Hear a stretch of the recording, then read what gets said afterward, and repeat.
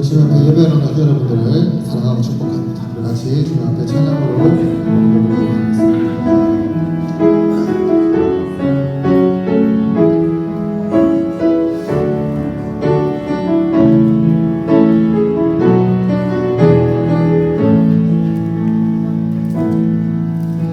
하나님의 부르심에는 후회하심이 없네. 내가 이 자리에 선 것도 주의 부르심이야. 하나님의 부르심에는 결코 실수가 없네. 나를 부르신 하나님의 신실하심을 믿네. 작은 나를 부르신 뜻을 나는 알 수 없지만 오직 감사와 순종으로 주의 길을 가리라. 때론 내가 연약해져도 주님 날 도우시니 주의 놀라운 그 계획을 나는 믿으며 살리.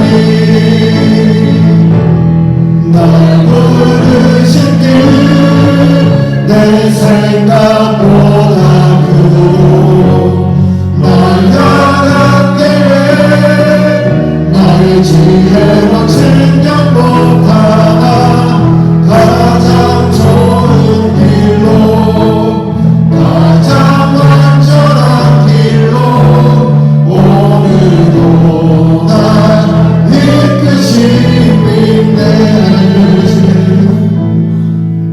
하나님의 부르심에는 후회하심이 없네. 내가 이 자리에 선 것도 주의 부르심이야. 하나님의 부르심에는 결코 실수가 없네.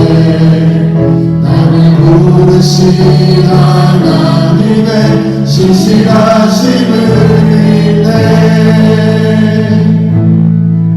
작은 나를 부르신 뜻을 나는 알 수 없지만 오직 감사와 순종으로 주의 길을 가리라.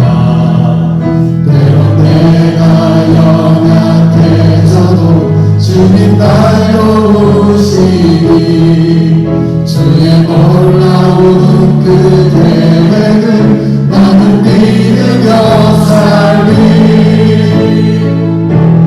날 부르신 길 내 생각보다 크고 날 향한 계획 나의 지혜로 측량 못하나 가장 좋은 길로 가장 완전한 길로 오늘도 날 이끄시니. 날 부르신 길 날 부르신 길 내 생각보다 크고 날 향한 계획 나의 지혜로 측량 못하나 가장 좋은 길로 가장 완전한 길로 오늘도 날 이끄시네. 나의 안에 거하라. 나는 내 하나님이니 모든 환난 가운데 너를 지키는 자라. 두려워하지 말라. 내가 널 도와주리니 놀라지 말라. 내 손 잡아주리라. 나의 안에 거하라. 나는 내 하나님이니 모든 환난 가운데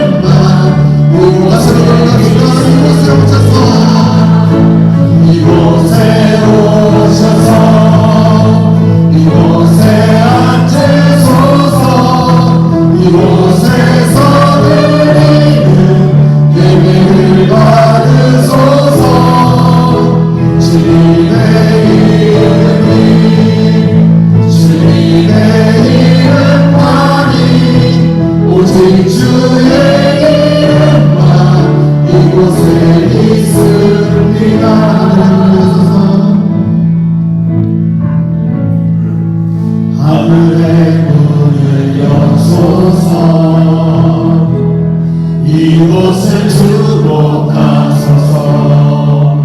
주를 향한 노래가 꺼지지 않으니 하늘을 열고 보소서. 이곳에 임재하소서. 주님을 기다립니다. 기도의 향기가 하늘에 가르니 주여 임재하여 주소서.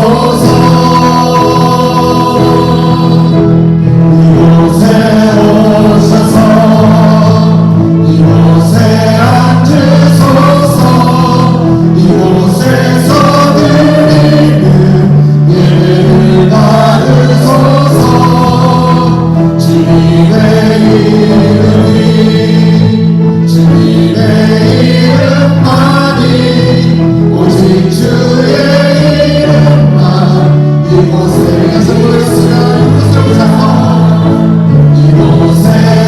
오셔서 이곳에 앉으소서. 이곳에서 드리는 예배를 받으소서. 주님의 이름만이 오직 주의 이름만 이곳에 있습니다. 우리 이제 다 같이 일어나셔서 주께 가까이 나는 곳에서 같이 찬양드리겠습니다.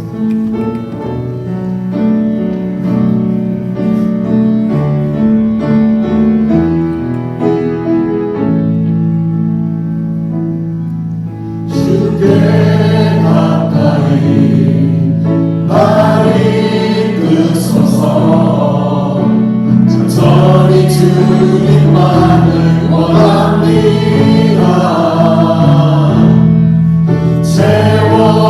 채워주소서. 주의 사랑을 진정한 찬양 드릴 수 있도록 주께 가까이 나를 이끄소서. 간절히 주님만을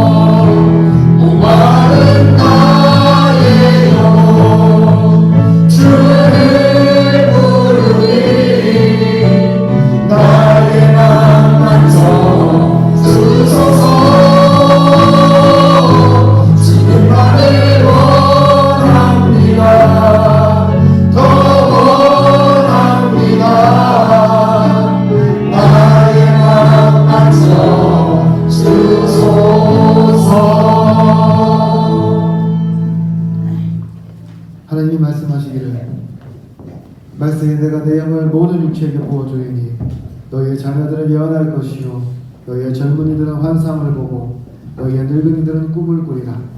그때에 내가 내 영을 내 남종과 여종들에게 부어주리니 그들이 예언할 것이요 또 내가 위로 하늘에서는 기사를 아래로 땅에서는 징조를 베풀리니 곧 피와 물의 연기로다. 주의 크고 영화로운 날이 이르기 전에 해가 변하여 어두워지고 달이 변하여 피가 되리라. 누구든지 주의 이름을 부르는 자는 구원을 받으리라 하였느니라. 아멘. 거룩하시고 자비하신 하나님 아버지, 은혜를 감사합니다. 지난 한 주간도 우리 사랑하는 성도들을 주님의 장중에 붙들어 주시고 이 거룩한 주일 아침 주님 전에 나와 예배하게 해주셔서 감사합니다. 하나님께서 이 자리에 오늘도 좌점하여 주셔서 이 예배의 주인이 되어 주시고 우리가 드리는 이 예배를 기뻐 받아주시며 세상에 줄 수 없는 은혜와 평강으로 채워 주시옵소서. 특별히 오늘은 성령 강림절로 우리가 주님께 나아갑니다. 오순절 다락방에서 불과 같이 임한 그 성령의 역사를 우리가 믿고 우리의 역사가 되기를 고백하며 사모하는 시간이 되게 하여 주시옵소서. 그래서 우리 성도들 성령 충만한 자가 되어 성령을 소유한 자로서 영적으로 살아있는 축복이 얼마나 큰 축복인지를 깨달아 성경을 모신 자로 살아가는 은혜를 누리게 하여 주시옵소서. 이제 예배를 시작합니다. 오늘도 성령께서 우리를 성령으로 충만케 하여 주시고 진리의 말씀으로 깨닫는 시간이 되게 하실 줄로 믿사옵고 예수님 이름으로 기도드립니다. 아멘. 다 같이 찬송가 393장 같이 드리겠습니다.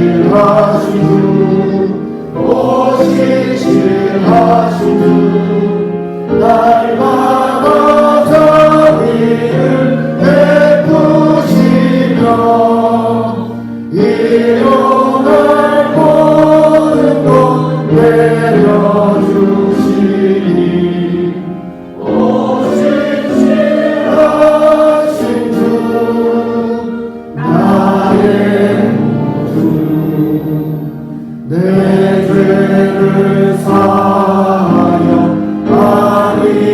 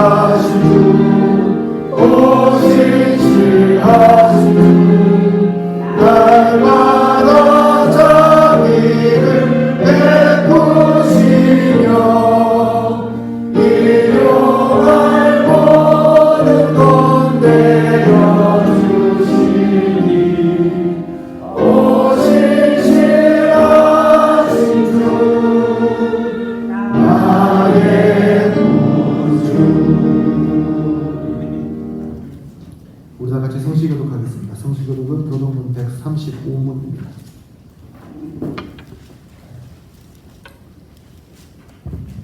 (135문) 같이 교독하겠습니다.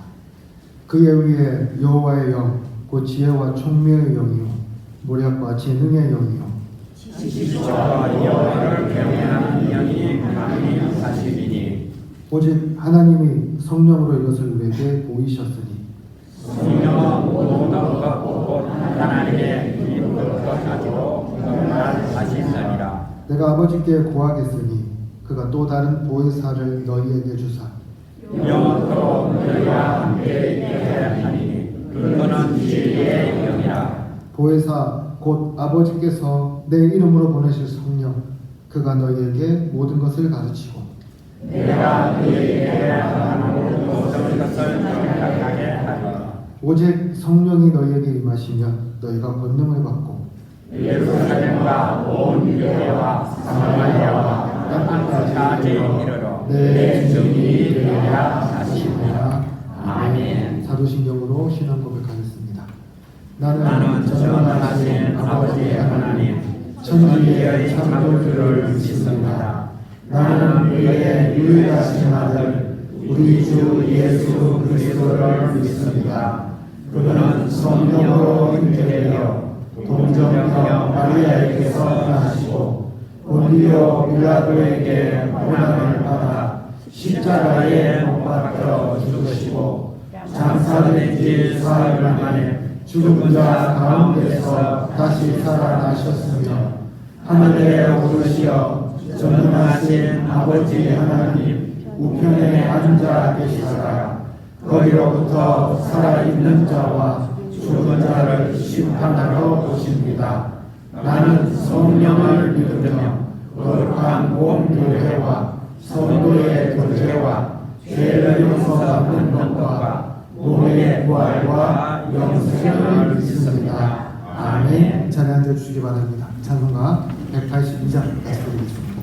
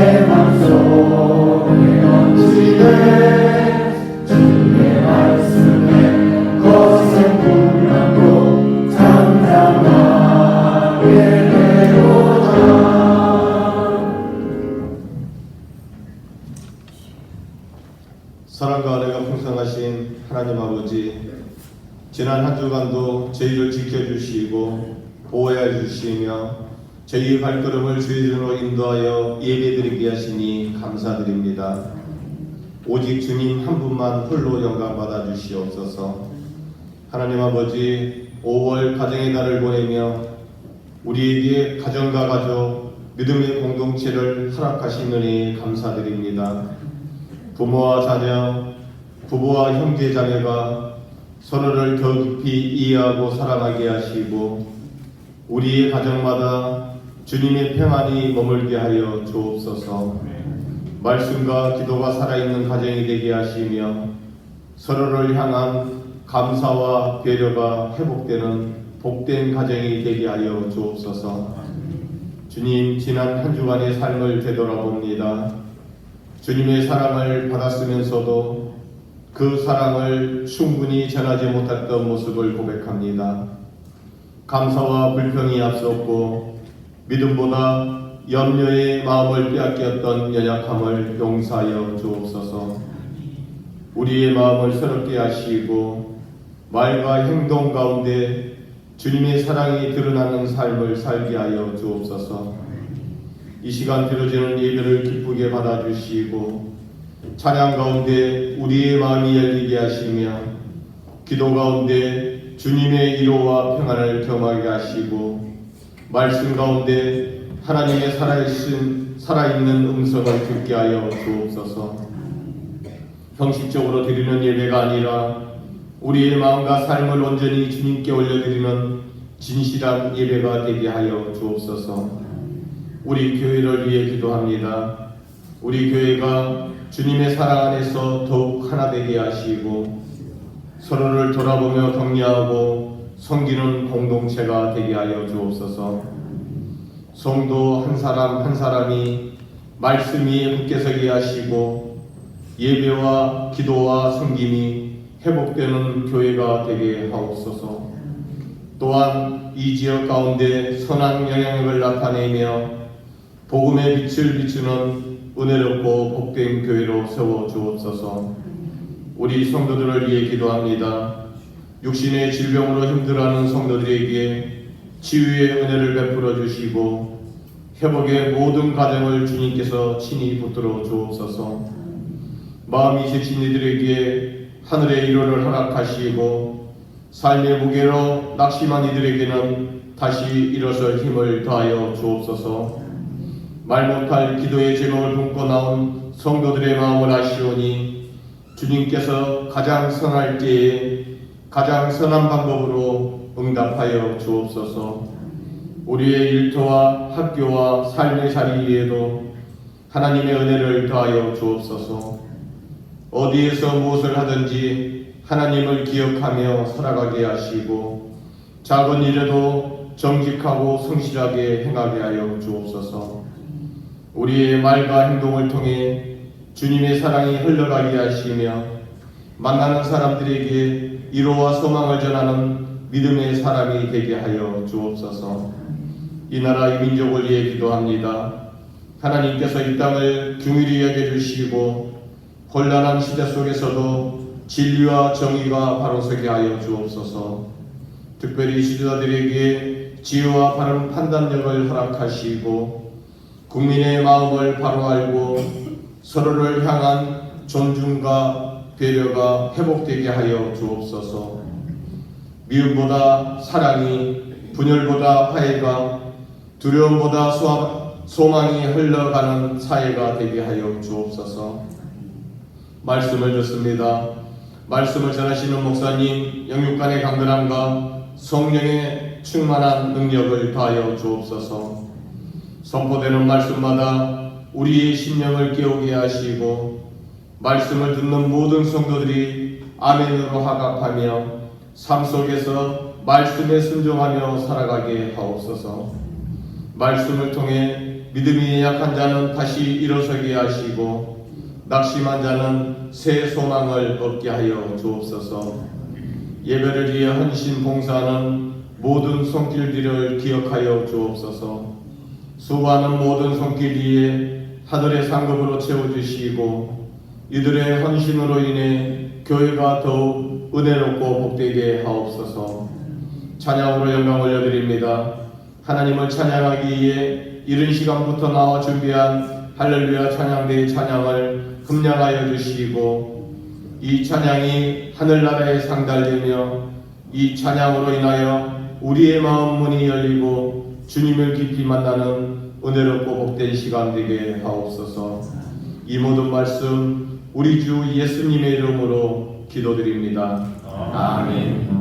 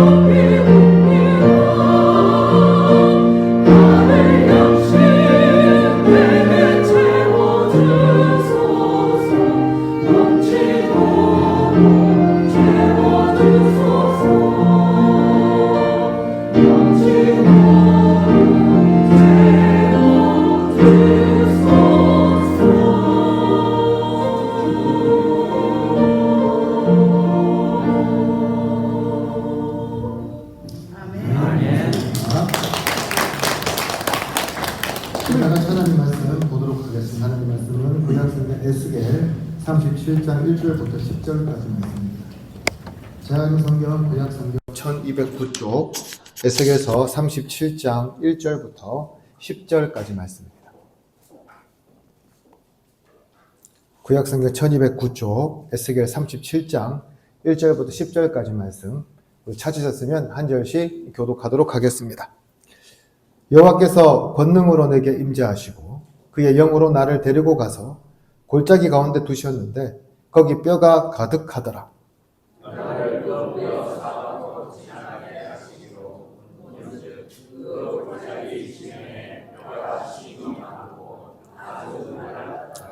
그가 내게 이르시되 인자야 이 뼈들이 능히 살 수 있겠느냐 하시기로 내가 대답하되 주 여호와여 주께서 아시나이다.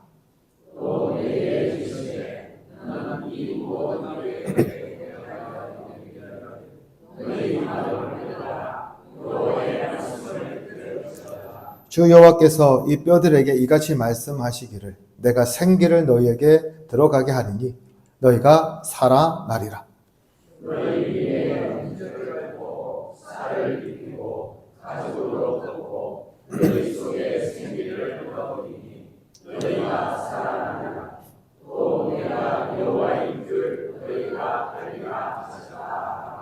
이에 내가 명령을 따라 대언하니 대언할 때에 소리가 나고 움직이며 이 뼈 저 뼈가 들어맞아 뼈들이 서로 연결되더라.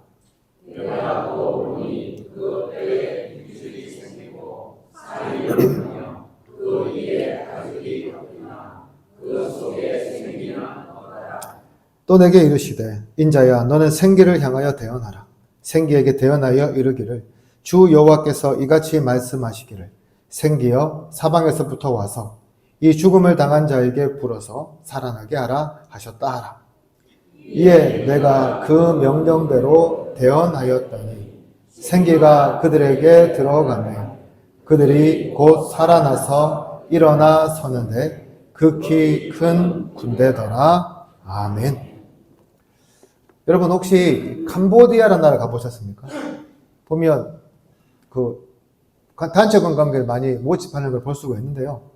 보통 이 캄보디아 여행 코스를 보면 항상 한 곳이 꼭 들어가 있어요. 어디냐면 이 시엠립에 있는 앙코르와트 사원입니다. 보통 이곳 보고 오시고요. 좀 많이 보시면 이 똘렌삽 호수라고 그 근처에 있는 민물호수 큰 게 있거든요. 그 수상 가옥도 있는데 그 정도 보고 오시는 것이 우리가 캄보디아 갔을 때 보통 관광하는 그런 코스라고 할 수 있습니다.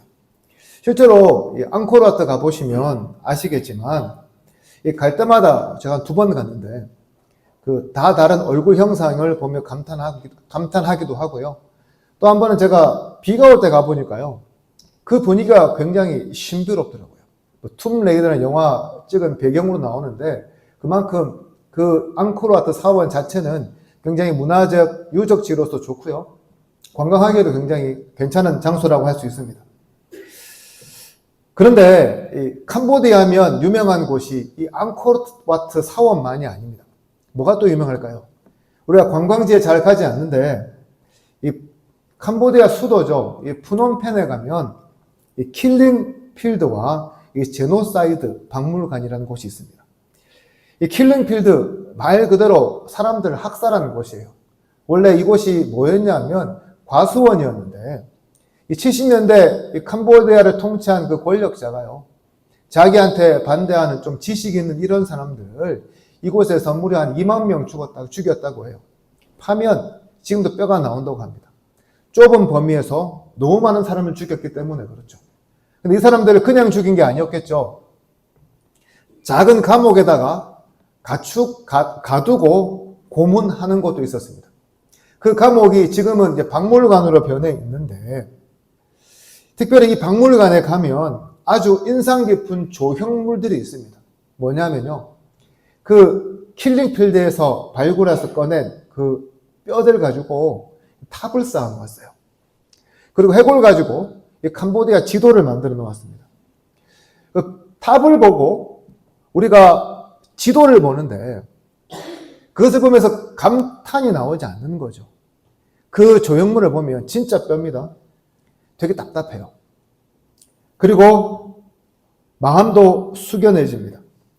제 기억으로는 그 킬링필드를 제가 둘러보면서 어떤 생각을 가졌냐면 빨리 여기서 나가고 싶다. 더 이상 여기 있고 싶지 않다라는 그런 생각을 했던 그런 기억이 남습니다. 오늘 본문에서 마주한 에스겔이 본 이 환상의 골짜기도 마찬가지였습니다. 그 골짜기는 뭐로 가득 차 있습니까? 사람들의 뼈로 가득 차 있습니다. 하지만 하나님께서 에스겔에게요, 그냥 그 골짜기를 보여주신 게 아니에요. 어떻게 하십니까? 직접 그 골짜기를 걸어가라고 하십니다. 사방으로 걸어가게 하세요. 그런데 에스겔이 걸으니까 어떤 걸 느낄까요? 바닥이요. 뭐로요? 마른 뼈로 가득 차 있었다는 거죠. 여러분 어떻습니까? 사람들이 수없이 죽어서 바닥에 마른 뼈가 이렇게 깔려있는 그곳을 여러분들이 한번 걸어본다고 생각해 보세요. 그 걸음을 기쁘게 걸어갈 수 있을까요? 아니죠. 굉장히 마음적으로 소름 끼치고, 그리고 무거운 적막감이, 그리고 도무지 찾아볼 수 없는 그런 절망이 그 마음속을 채울 수밖에 없는 거죠. 그렇다면 왜 사람들이 형체가 사라져버리고 뼈밖에 남지 않은 그 시신을 보면서 이러한 감정들을 느끼는 것일까요? 지금도 우리나라 그 6.25 때 치열하게 싸운 고지들에서는, 비무장지대 쪽이겠죠, 유해 발굴을 계속하고 있다고 합니다. 그렇게 발굴된 유해는 나라를 위해 희생한 것을 기념하며 국립묘지에 안치를 하죠. 동시에 그 기사를 들으면 사람들이 감사는 하면서도요, 마음에 되게 먹먹함을 느껴요. 왜 그분들의 희생에 먹먹함을 느낄까요? 여러분, 그분들이 몇 살쯤 죽었을까요? 적으면 10대 후반, 많아 20대 초중반이에요. 살아있었다면 더 큰일 할 수 있었던 그분들이요, 꽃다운 나이에 나라를 위해 희생하며 죽었지만 중요한 것은 그분들이 다시 살아날 수 없다는 거죠. 아무리 오늘날 과학과 기술과 의학이 발달했다 하더라도 그 마른 뼈에 살을 입히고 숨을 넣을 그런 능력을 우리 인간이 가지고 있지 못하기에 그 이야기를 들을 때마다 서글픔과 먹먹함과 또한 절망을 느끼는 겁니다. 하지만 오늘 본문에 보시면 하나님은 그 마른 뼈들을 살려내신다고 말씀해요. 그 뼈에 살을 입히고 가죽으로 덮고 생기를 불어 넣어주고 계십니다. 그렇다면 하나님께서 에스겔에게 보여주신 이 마른 뼈들은 구체적으로 무엇을 의미할까요? 이 마른 뼈들은 말 그대로 죽은 사람들의 뼈를 의미하는 게 아닙니다. 이 당시 이스라엘 백성들의 영적인 상태를 보여주는 상징과도 같은 것이었습니다. 우리가 읽지 않았지만 11절 말씀에 보면 이렇게 이야기해요. 또 내게 이르시되 인자야 이 뼈들은 이스라엘 온 족속이라. 그들이 이르기를 우리의 뼈들이 말랐고 우리의 소망이 없어졌으니 우리는 다 멸절되었다 하느니라. 그렇습니다. 지금 이스라엘의 상태는 마치 사람으로 하면 죽은 것과 마찬가지였어요. 그것도 그냥 죽은 것이 아니라 죽은 지 너무 오래되어서 시신은 다 썩어버리고요, 뼈밖에 안 남았는데 그 뼈도 수분조차 말라버려서 건들면 언제든지 부서질 수 있는 그런 상태가 되어버렸다는 거죠. 왜 이렇게 마른 뼈로 이스라엘을 표현하고 있을까요? 지금 이스라엘이라는 나라, 더 정확히 말하면 유다는 완전히 망했습니다. 바벨론의 침공으로 인해 예루살렘은 회파되고 성전은 무너졌고 백성들은 바벨론의 포로로 끌려와 버렸습니다. 하나님께서 선택한 민족이라는 그 자부심이, 하나님께서 함께 하시면 결코 멸망하지 않을 거라는 그 마음들이요, 이제는 다 사라져버리고 남의 나라에서 노예 일을 하면서 모든 희망의 끈을 놓아버린 것이 지금 이스라엘의 모습이었다는 거예요. 그렇습니다, 여러분. 나라가 망했는데요, 무슨 소망이 있겠습니까? 특별히 성전이 있는 한 결코 망하지 않을 것이라던 그 굳은 믿음은 예루살렘의 멸망과 성전의 파괴와 또 그 성전에 있는 수많은 보물들이 사람의 손으로 노력당하는 것을 보면서 처참히 무너져 내리고 말았습니다. 여러분 같으면 이런 현실을 바라보며 어떤 생각을 가지시겠습니까? 하나님 과연 살아계십니까? 하나님 과연 존재하십니까? 우리를 바라보고 있기는 하십니까? 그런데 왜 이런 처참한 광경을 바라보면서도 하나님 침묵하고 가만히 계십니까? 라고요. 여러분 같으면 따지며 질문하지 않겠습니까? 오늘 우리는 다를까요? 아니요, 우리도 이와 같은 질문을 스스로에게 던질 때가 너무나 많아요. 우리는 하나님께 살아계시다면 분명히 우리의 모든 삶을 하나님께서 인도하여 주시고 잘 되게 해 주셔야 한다고 믿습니다. 그런데 여러분, 우리의 인생이 항상 그렇습니까? 항상 형통합니까? 항상 탄탄대로를 걸어갑니까? 아니잖아요. 때로는 우리가 손대는 일마다 실패하기도 합니다. 애지중지하던 그 가정도 깨어짐도 경험합니다. 끝까지 나를 고용해 줄 것 같았던 그 회사에서 해고되기도 합니다. 이외에도 원치 않던 병이 생기든지 사람과의 관계에 문제가 생기든지 이런 전혀 예상치 못한 변수들이 우리 삶 가운데 얼마나 많이 나타나는지 모릅니다. 이런 경우에 우리도 오늘 본문의 이스라엘 백성들처럼 하나님 과연 살아계십니까? 라고 외치지 않겠습니까? 그렇게 우리가 믿는 이 하나님이 진짜 신인지 우리 가운데 의심이 들지 않겠습니까? 그런데 여러분, 유다가 왜 망했을까요? 그들이 아무 잘못이 없는데 망했습니까? 하나님께 정성을 다하고 최선을 다했는데 망했습니까? 아니에요. 그들이 왜 망했냐면요, 하나님 앞에 불순종해서 망했습니다. 하나님은 율법을 통해서 분명하게 언제라도 이스라엘 백성들이 불순종하면 이 땅에서 쫓아내신다고 말씀하셨습니다. 그렇게 본다면 이스라엘의 망함은, 이스라엘의 멸망은 하나님께서 무능하기 때문이 아니었습니다. 하나님께서 안 계시기 때문도 아니었어요. 뭐 때문이라고요? 하나님께서 살아 계셨기 때문에 이스라엘이 망했다는 거죠. 우리는 흔히 내가 예배에 잘 참석하고 하나님 말씀을 읽고 교회 생활을 잘하면 하나님께서 우리의 모습을 보고 기뻐하실 거라고 생각합니다. 아니, 이렇게 정성과 시간을 많이 들이면 그 모습을 보고 주님께서 복을 주실 거라고 믿어 의심치 않습니다. 더구나 내가 신앙생활을 오래 해서 그 세월과 연륜이 켜켜이 쌓여가면 하나님께서 더 기뻐하실 거라고 믿어 의심치 않지요. 그런데 여러분, 이러한 신앙이요, 진짜 위험한 신앙이에요. 왜냐하면 유다 백성들도 이런 신앙생활을 했기 때문에 그렇습니다. 유다가 망하기 직전 유다 백성들은 성전을 중심으로 똘똘 뭉쳐 있었습니다. 왜냐하면 앞서 말씀드린 것처럼 성전이 있는 한 그 누가 쳐들어와도 우리는 망하지 않는다는 그런 확고한 믿음이 있었기 때문이었습니다. 그러니 얼마나 성전을 사랑하고 하나님 앞에 모여 예배하기 힘썼겠습니까? 그런데 예레미야서를 보면 그들은 겉모습은 이럴지 몰라도요, 하나님 제대로 섬기지 않았습니다.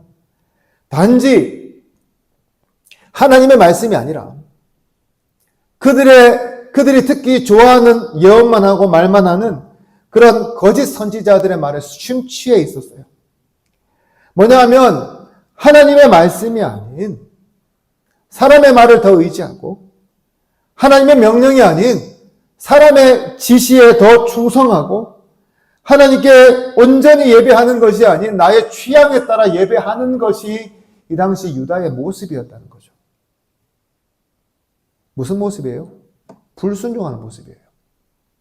겉은 어떨지 몰라도요, 하나님 그 예배와 그 기도와 그 모습을 기뻐하지 않으셨다는 거죠. 왜 이런 일들이 일어납니까?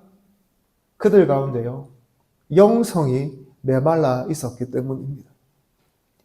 그러니 겉모습은 그럴듯해 보이지만, 그래서 예배 자리에 앉아는 있지만 어떤 은혜도 누리지 못하는 악순환이 그 유다 민족 가운데 계속해서 반복되고 있었다는 겁니다. 여러분, 이것이 이스라엘만의 모습이라고 할 수 있을까요? 오늘 우리들의 모습은 다르다고 우리가 자신 있게 말할 수 있습니까? 우리의 심령은 그래서요, 항상 주님의 은혜로 충만해져 있습니까? 아니면 자꾸만 메말라가고 있습니까?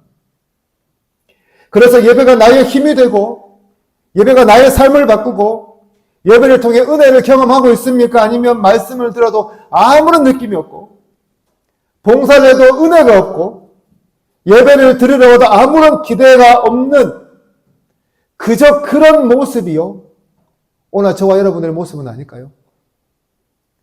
특별히 어떤 사람들이 이런 위험에 빠집니까? 신앙생활을 오래 한 사람들이에요.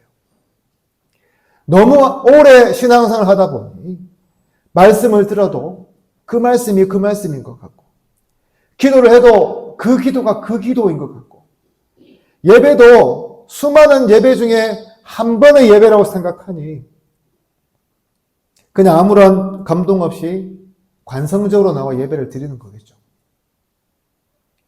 그런데 여러분이 처음 예수님 만났을 때를 한번 생각해 보시길 바랍니다. 여러분들의 마음이 어땠습니까? 기도만 해도 눈물이 나고, 예배 자리에 앉아만 있어도 기쁘고, 찬송만 불러도 마음이 뜨거워지며, 하나님께서 살아계시다는 것들 여러분 분명히 느끼시지 않으셨습니까? 문제는 그 열정들이, 그 뜨거움들이요, 시간이 점점 지나 익숙함으로 변화되면서 우리 가운데 이런 신앙의 매너리즘이 발생하게 된다는 거죠. 사랑하는 성도 여러분, 우리가 신앙생활을 함에 있어서 가장 무서운 일이 무슨 일일까요? 여러분, 우리가 시험을 받아서 넘어지는 것일까요? 우리가 어떤 잘못된 일 때문에 실패하는 것일까요? 아니에요. 정말 무서운 것은요, 우리의 마음이, 우리의 심령이 굳어지는 겁니다. 죄를 짓고 괴로워하는 사람은 그래도 아직 살아있는 사람입니다. 하나님 앞에서 아파하고 탄식하는 사람도 아직은 살아있는 사람이에요. 하지만 기도하지 않아도 괜찮고, 예배가 메말라가도 그것도 익숙해지고, 하나님과 멀어진 상태조차 당연하게 여긴다면 그것이야말로 우리 신앙에 있어서 가장 큰 문제라는 거죠. 왜 그렇습니까?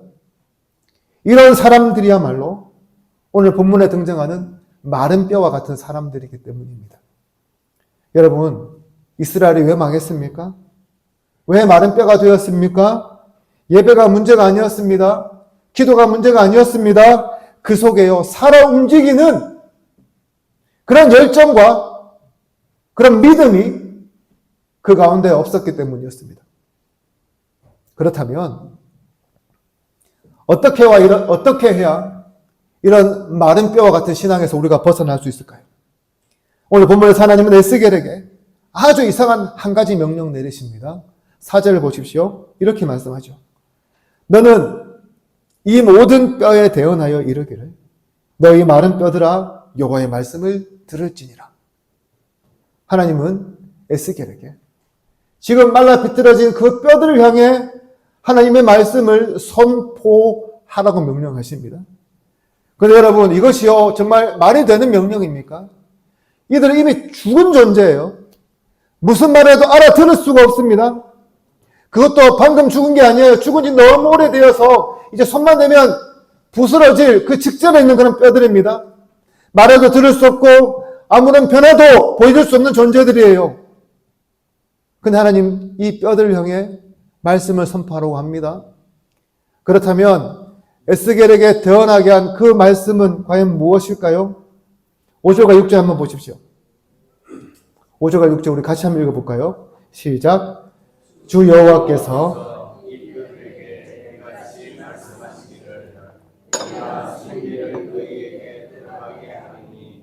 너희가 살아나리라. 너희 위에 힘줄을 두고 살을 입히고 가죽으로 덮고 너희 속에 생기를 넣으리니 너희가 살아나리라. 또 내가 여호와인 줄 너희가 알리라 하셨다 하라. 아멘. 하나님께서 이 말씀을 선포하시니까요, 갑자기 이제 마른 뼈들이 움직이기 시작합니다. 그러더니 흩어져 있는 뼈들이 서로 연결이 되고, 연결된 그 부분 위에 힘줄이 생기고 살이 붙고 가죽이 덮이기 시작하죠. 이런 방식으로 죽어있던 존재들이 점점 사람의 형태를 갖추어 가기 시작합니다. 어디 영화에서 본 장면 같지 않습니까? 이것이 무엇을 보여줄까요? 하나님의 말씀은요, 죽은 것도 살려내는 그런 능력의 말씀이라는 겁니다. 그것도 방금 죽은 것이 아니라 오래전에 죽어서 뼈밖에 남지 않은, 그것도 마른 뼈밖에 남지 않는 그런 존재들의 살과 힘줄과 살갗을 붙여주실 만큼, 그래서 사람의 형태를 만들어 주실 만한 그런 능력의 말씀이라는 거죠. 그리고 이를 통해서요, 이스라엘도 이렇게 회복된다는 것을 보여주고 계십니다. 그렇습니다. 하나님의 말씀 앞에서요, 회복되지 않을 그 어떤 사람도 없습니다. 심지어 죽은 지 오래된 마른 뼈, 어떻게 보면 심령이 마르고 말라서 도무지 저 사람 하나님 믿을 수 있을까 하는 사람도 회복시키는 것이 뭐라고요? 하나님의 말씀이라는 거예요. 그렇게 본다면 진짜 문제는 환경이 아닙니다. 상황이 아니에요. 바로 말씀이 우리 가운데요, 사라져버리는 거예요. 여러분, 신앙이 메말라가는 사람의 가장 큰 특징이 무엇입니까?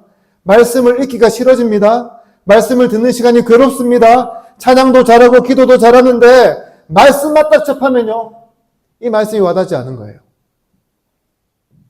실제로 어떤 분들 보면 기도는 너무 잘하는데요, 성경 말씀에 대해서는 도무지 관심이 없어요. 어떤 분들은 찬양할 때는 눈물 흘리고 열정적으로 하는데 말씀을 듣는 순간에는 잘 집중하지 못합니다. 어떤 분들은 말씀은 너무 많이 아는데요, 이 말씀을 하나님의 말씀으로 믿지 않아요. 이런 사람들이 어떤 사람이라고요? 마른 뼈와 같은 사람이라는 거죠. 여러분, 우리는 종교개혁의 후예예요. 여러분, 종교개혁이 무엇입니까? 로마 가톨릭에서 나오는 거예요. 근데 이게 끝이 아니거든요.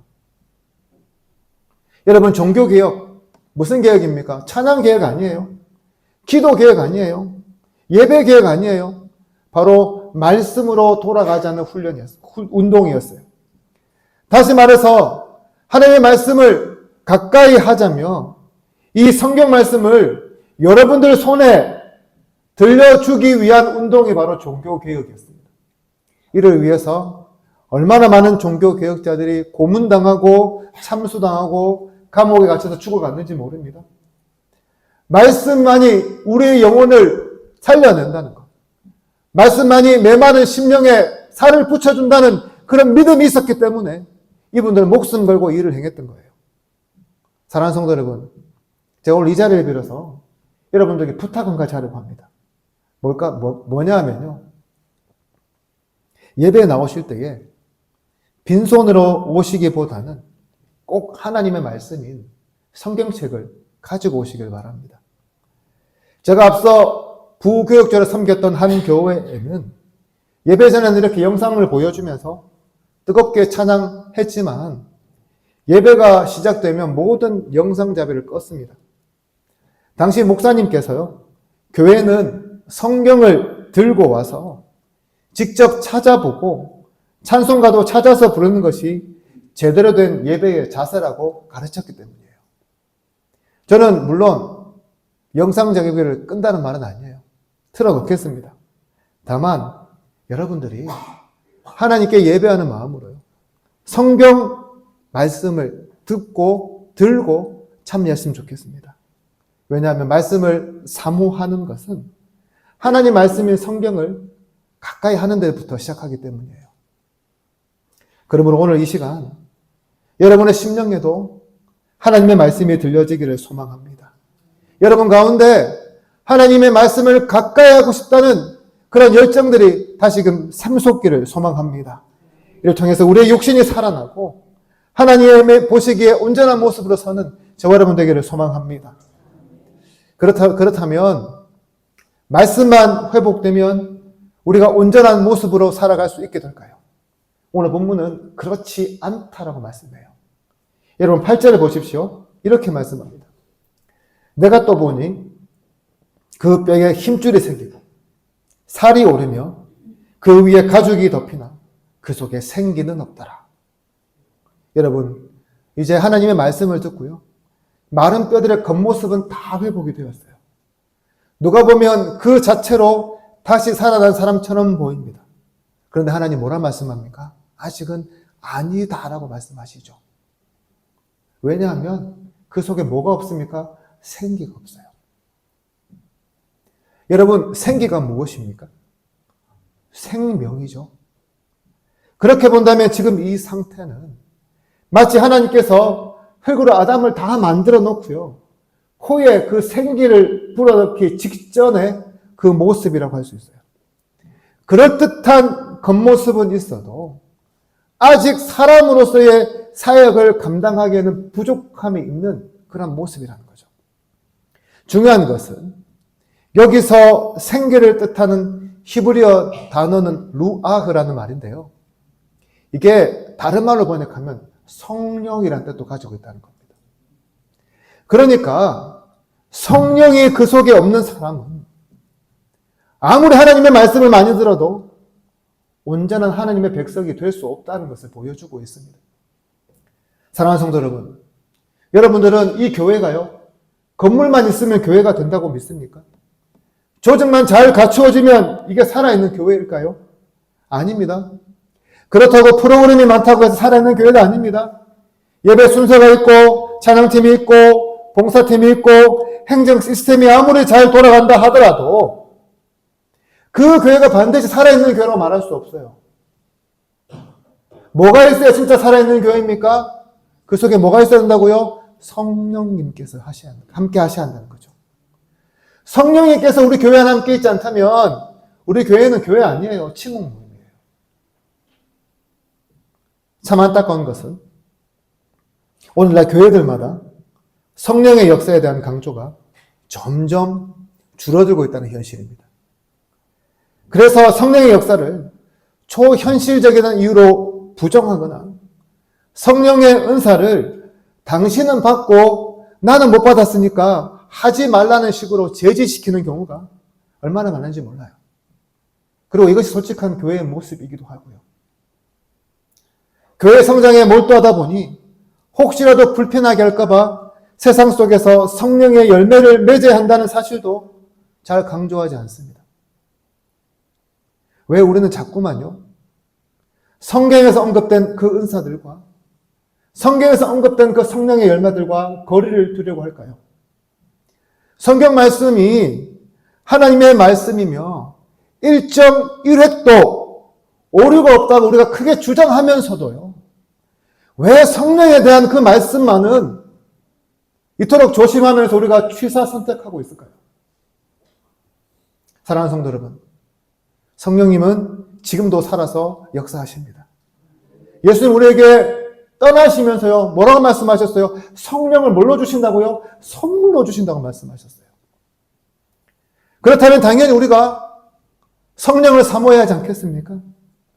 성령의 은사를 구해서 은사들을 활동하고 성령의 열매를 맺어가야 하지 않겠습니까? 그러나 우리가요, 성령을 받아야 하는 이유는 이것이 전부가 아니에요. 성령을 받아야 진짜 하나님 앞에서 어떤 성도요? 살아있는 성도가 되기 때문이에요. 오늘 본문을 다시 한번 보십시오. 뭐라고 합니까? 성령이 우리 속에 내주해야 진짜 생명을 얻은 자라고 합니다. 성령이 무엇이에요, 여러분? 하나님의 숨결이에요. 하나님의 숨이에요. 하나님의 생기예요. 여러분, 숨 쉬지 않고 살아갈 사람이 있습니까? 아무도 없잖아요. 그렇다면 하나님의 숨인 성령이 없이요, 영적으로 누가 산 사람처럼 살 수 있겠습니까? 말도 안 되는 소리죠. 우리 고시는요, 말씀을 정말 중요하게 생각합니다. 굉장히 귀한 전통이에요. 하지만 반대로 성령에 대해서는 지나치게 조심스러운 자세를 취해왔습니다. 그런데 여러분, 조심하는 것과 거부하는 것은 명백하게 다릅니다. 이상한 교리를 가지고 성령을 곡해하는 그런 이단들을 경계해야 하지만, 그리고 감정에 너무 치우쳐서 아무거나 성령의 은사인 것처럼 포장하는 것도 멀리해야 하겠지만 말씀에서 언급한 그 성령의 역사, 성령의 은사, 성령의 열매는요, 우리가 받고 우리가 누릴 수 있어야 한다는 거예요. 그래야 어떻게 된다고요? 우리 영혼이 허우대만 멀쩡한 것이 아니라 정말 살아 숨쉬는 그런 삶을 살아갈 수 있기 때문에 그렇습니다. 그러므로 이 성령 강림 주일에 주님께서 마른 뼈에 성령을 불어 넣어 주신 것처럼, 그래서 그 생명을 주신 것처럼 우리도 그 생명의 성령 주시기를 사모하시기를 바랍니다. 주님께서 우리 교회에도 이런 성령의 숨결을 내려주시기를 여러분 간구하시기를 바랍니다. 이를 통해 주님께서 약속하신 그 성령을 받아 누리며 살아있는 생명의 축복을 경험하는 저와 여러분 되기를 간절히 소망합니다. 이제 말씀을 정리합니다. 오늘 본문에 등장하는 마른 뼈들은 그냥 단순한 시체가 아니었습니다. 하나님을 떠난 이스라엘의 영적인 상태였고요, 생명을 잃어버린 백성들의 모습이었습니다.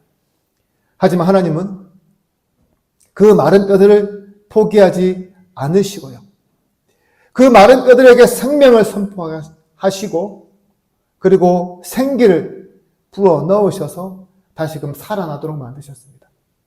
오늘 우리도 마찬가지입니다.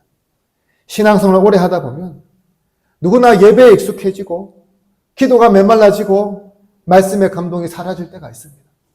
그래서 겉은 멀쩡해 보이고 겉모습은 경건해 보이고 겉모습은 아무런 문제가 없는 것처럼 보여도 우리의 속 사람은 굳어져 가고 영적으로 메마른 자가 되어 죽어갈 때가 얼마나 많은지 모릅니다. 오늘 본문은 바로 그런 우리를 향해 뭐라 말씀하십니까? 하나님의 말씀을 듣고요, 성령을 받으라고 말씀하세요. 그러면 오늘 이 시간 하나님의 말씀 앞으로 여러분 나오시기를 바랍니다. 그리고 여러분 성령을 사모하시기를 바랍니다. 그렇게 우리가 주님 앞에 나아갈 때에 하나님께서 메마른 심령에 다시 생기를 불어 넣어 주시며 우리의 신앙도 다시 회복하도록 인도하여 주실 것입니다. 오늘 이 성령 강림 주일에 메마른 뼈를 살리신 주님의 말씀과 성령의 은혜가 여러분 속에 새롭게 임하시기를 주님의 이름으로 축복합니다. 기도드리겠습니다. 하나님 아버지 감사합니다. 특별히 오늘 말씀을 통해서 우리의 메마른 심령을 돌아보게 하여 주셔서 감사합니다. 하나님 아버지 오늘 말씀처럼 우리가 마른 뼈와 같은 자들로 살아가지 않게 하여 주시옵소서. 그래서 예배의 감격이 사라지고 기도의 열정이 식고 가며 말씀보다 세상의 소리에 익숙한 자가 아니라 영적으로 살아있는 자들이 되게 하여 주시고 혹시라도 이런 믿음 속에 살아가고 있다면 다시 회복되게 하여 주시옵소서. 특히 우리 교회 가운데도 성령의 은혜를 부어주셔서 말씀 위에 바로 서고 살아있는 믿음으로 주님을 섬기는 교회가 되게 하여 주시옵소서. 감사드리며 예수님 이름으로 기도드립니다. 아멘. 다 같이 말씀을 생각하시면서 찬송가 183장 같이 드리겠습니다.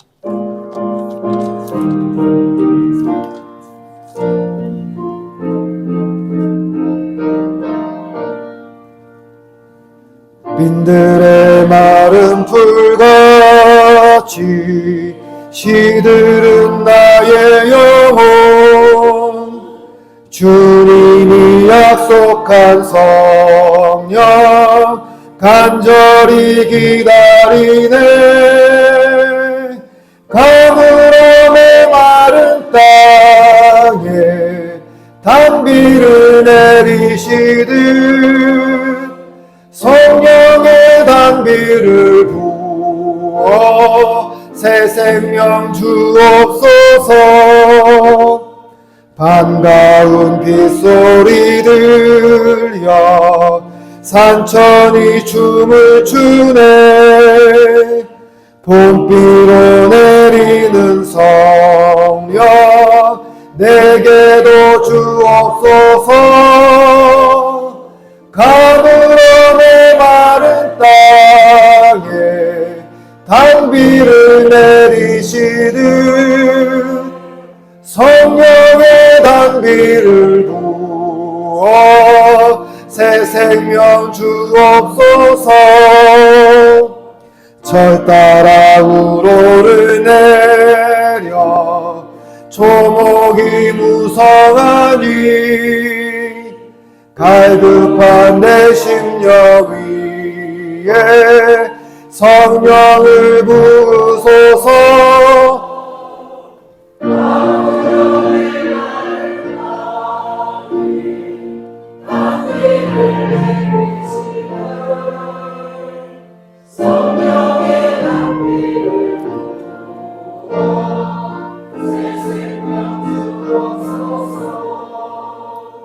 참되신 사랑의 언약 어길 수 있사오랴.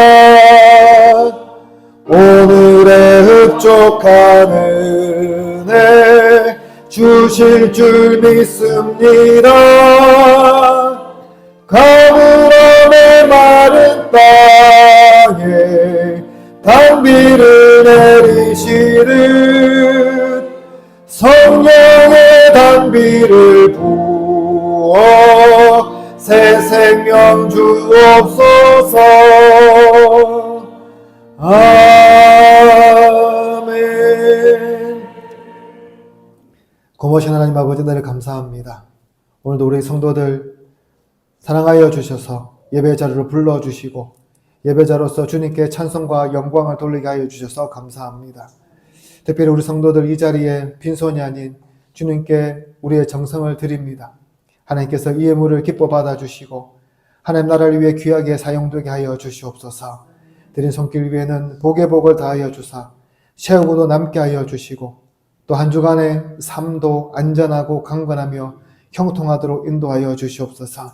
이번 한 주간도 살아갈 때에 주님께서 성령 충만하게 인도하여 주실 줄로 믿사옵고 예수님 이름으로 기도드립니다. 아멘. 광고 말씀드리겠습니다. 기도로 세워지는 저희 교신 여러분들 주님 이름으로 환영합니다.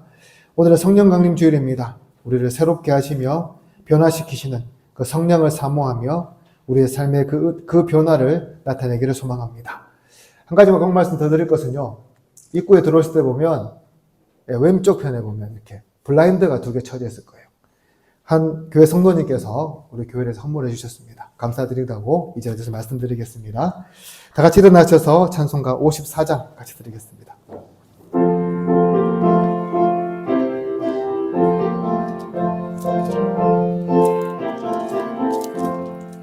주여 복을 구하오니 편히 가게 하시고 사람마다 주의 은혜로 이기도록 하시고 광야 같은 세상에서 항상 인도하소서.